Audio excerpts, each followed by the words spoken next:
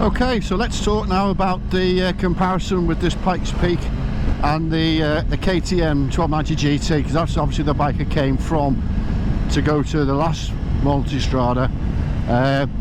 But as I said, I've had a couple of questions from people who are considering this maybe as the next one from the GT. So listen, I thought the 1290 GT, mine was the Gen 2 model, was one of the best bikes I've had. It's second to my Fireblades. I had it the longest, had it 3.5 years, so it was out of warranty.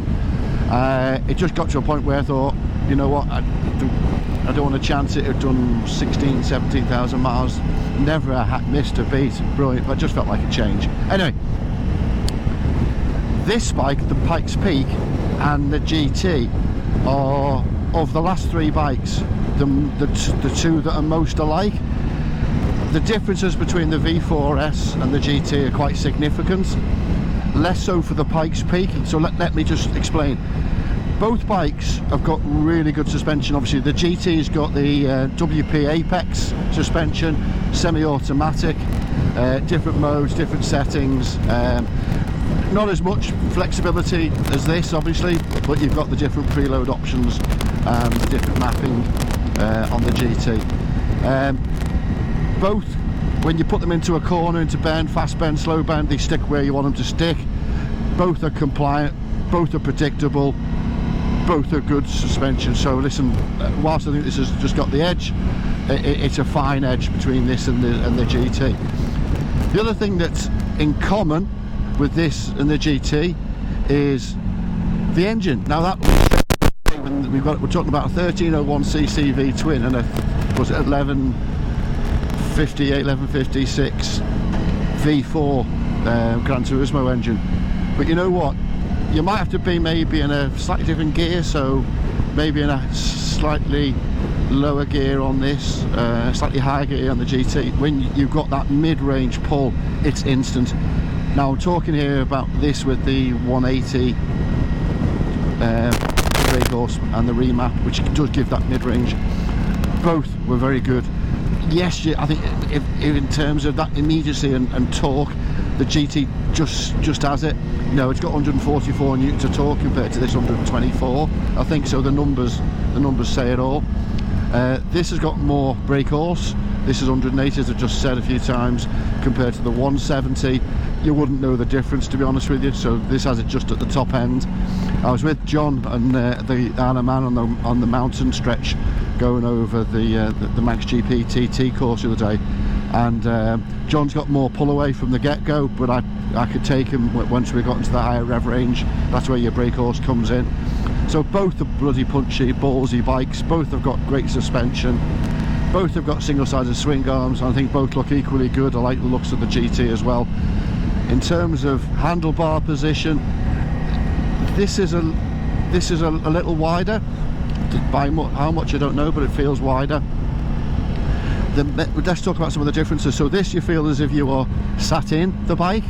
The GT, you felt as if you were sat on the bike, if you know what I mean. It's just slightly higher position, slightly lower handlebar position, gave you that sort of more sporty feel. I, for one, however, wanted to do more touring and longer distance stuff, so going for the more upright, more comfortable position is what I wanted, although this is less so compared to the V4S. Gotta be careful because it's all average speed, all I'm here now. One thing the GT has that this doesn't have is economy. No matter how hard I rode that bike, I could still get high 40s, 50s, high 50s to the gallon. Here you're looking at sort of 10 miles to the gallon difference, sort of high 30s to mid 40s, high 40s. That said, you know, they both got decent sized tanks.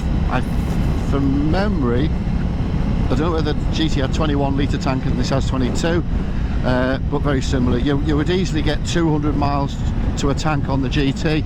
On this you'll get 180, 170, 180. But if you really hoon this, you're looking down at the sort of 140 to 150. So this is a more thirsty bike for sure, depending how you ride it. Both have got sets of panniers. Both pannier hanger systems are brilliant, so there's no advantage there of one over the other. So yeah, I think it's more just that engine and just that finite little extra torque just makes the difference. This top end is there. This is a heavier bike, however. It's a bulkier bike. I remember when I went to the V4S from the GT, that's one thing I noticed immediately, just the slow handling of it, you know, in and out the garage. You know, I'm on the tiptoes of my feet. I've got both down, ball of my foot if I'm on one. The GT was a couple of inches lower on the seat, but that's where the sort of differences come. You know, this I think has definitely got the extra build quality. This has got more sophisticated electronics. So in terms of, is this a good upgrade from the GT? Yes, definitely. Is the V4S a good upgrade from the GT? Yes, but if you want a more comfortable, relaxed adventure type ride, yes. But listen, both bikes are great, but I think this is that, let's say, I don't know what, 10% more in terms of riding enjoyment, capability, and finesse and comfort even. So hopefully that helps in terms of the comparison between the two. But listen, if you've got your GT, you're not thinking of changing it, you've got an ace bike. It's like one of those things, isn't it? If you could have multiple bikes in your garage, you'd mostly keep all the bikes you've ever owned.